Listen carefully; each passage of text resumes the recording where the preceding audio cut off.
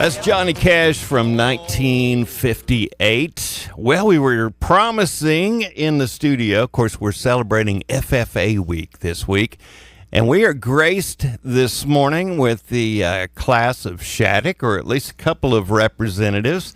Good to have you guys in the studio. Just introduce yourselves. Tell us about maybe if you're officers, what your positions are, and what you've been doing. If you're showing, tell us about it. All right, my name is Leah Taylor. I am the secretary at Shattuck, and next to me is... my name is Evie, and I'm the Shattuck FFA reporter. All right. And?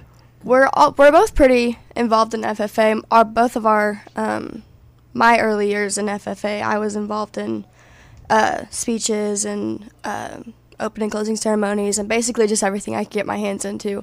And I think Evie was too, pretty much. Yeah, so. I took just about the same route as Leah's, getting into it with doing different speeches, opening and closing ceremonies, and then they started up a conduct of chapter meetings team whenever I was her age. So. Okay. Mm-hmm. Now, did you guys start like at 4-H level? Yes, I did. And then graduated in? When I was little, my mom asked me if I wanted to join 4-H, and I didn't really know what it meant, and so I kind of was like, I don't really want to, but then she got me involved in it, and I loved it, and then I got into FFA once I got older, and I've just been doing it ever since. And you?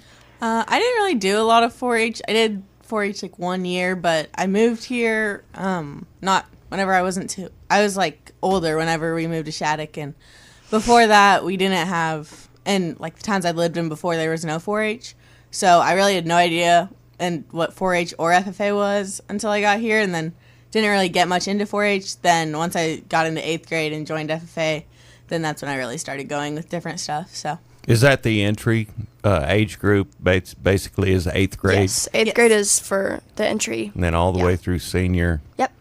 And you guys are what grade now? I'm a junior. And I'm a sophomore. All right. Yep. So you still got a couple more years left in that. Yep. Do you show animals or? No, this year is actually my first year to not be showing animals.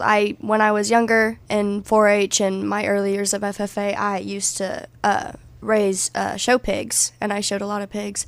And then I got into goats, and then this year I kind of just decided that wasn't really my thing anymore, so I'm doing more CD competitions and more of those kind of things. Now, what is a CD competition? CDE is a career development event. Yeah, career development event. And it's basically like I personally do vet science, and there's food science and ag communications and ag mechanics. And it's kind of just a contest you can further your education and knowledge of careers in case you want to go into that when you get older, and it's kind of just to help you kind of figure out what you want to do, I guess. Seems like a good thing to focus on. It is. And how about you? I don't show either. I've never showed, but I do a lot of CDEs. Like she said, I have done meat science for the past few years, and this year I am taking an ag communications class at school, so they got me into the ag communication CDE, and I've been doing pretty well in that. There's another CDE. I've also done the dairy CDE before, so there's a lot of different CDEs for everyone's different interests. So. Now, there's a lot of people that think FFA, you got to show something. You don't. Mm-hmm. There's so many different aspects of it. There's a lot of different options for people who don't want to show, because it's not everybody's thing to mess with a lot of animals, and I get that. I can understand that. So. Well, maybe they don't have the land or the property or the means to be able to. It's an expensive. It is. Both in time and money. Yeah, it takes up a lot of your time too. So. But it's also really rewarding because you did really it for multiple years. Yeah. And so, Our school has actually had a lot of students our school's really good about, like, they have a barn where students can actually raise their animals, and they help them provide for the animals. So we've had a lot of students at our school who have like found a love for showing animals, because they're not very good at, like, they can't find whatever they fit into, and then they start showing because of the different ways that our school will provide to help them with it. And we've had a lot of students this year who have really enjoyed that aspect of it. So what if you were trying to tell another student why they should join? What might be something you'd say? I would probably say that it helps you in a lot of different ways. Like, one of the biggest fears in America is public speaking, and I feel like that's right up there near death. Yeah. So, on the scale. Yeah, I think that's a really important thing to be able to do once you get into the real world, and you need to be able to talk to people and in front of people, and I feel like that's a big thing. It kind of just gets you out of your comfort zone, and in the best way possible, to help you develop new skills, and just it's kind of just, I don't know, it's just really good for yourself, and it doesn't harm anything by being involved in it. And you seem pretty comfortable with it now. So yeah.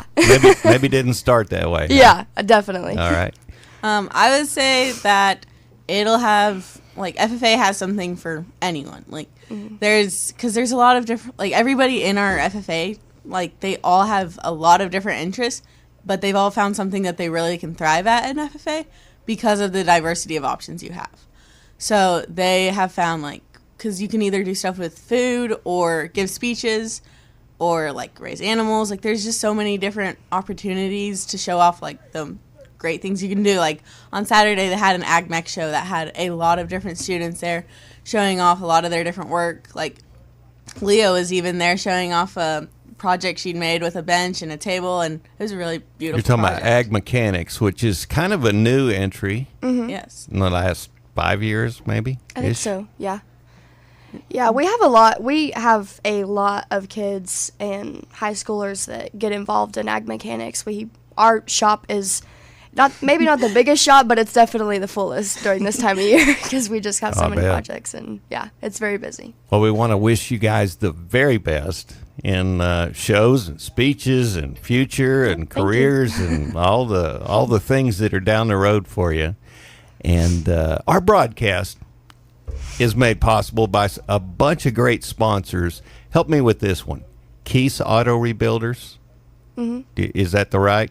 Keese? I want to make sure I got it right. I'm not sure. I don't think I know that. I've seen the sign for that, but I have never heard anyone say it. So okay. Well, we said it both ways, so hopefully one of those was right. But that's one of our sponsors, Keese Auto Rebuilders, H&H Power Sports, Newman Memorial Hospital, Harper Sanitation, Pioneer Fiber, M&D Enterprises and Lawnmower Shops, Buffalo Feeders, Moore's Roofing, and Consolidated Grain and Barge. So tell them thank you. Thank you so much. And it's great having you guys in. We hope you have a fantastic rest of the day. Thank you. You All too. right. Go Shattuck. Yeah. Spirit of the West, the best country. 100.1